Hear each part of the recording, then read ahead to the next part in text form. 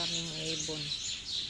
Kasi itong aso na ito hindi inuubos yung pagkain. Kaya yan ang pinupuntahan ng ibon. Malakas ang pakiramdam mo. Mahina lang yung sabi ko. Mahina lang yung salita ko. Naglipara na.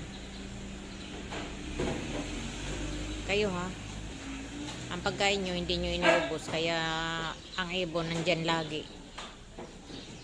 Hindi naman masama na kainin ng ibon, kaya lang ang pupo ng ibon napakadami. Bawat tuka, bawat tubo, ang susunod na lalabas sa kanilang puwet ay tae.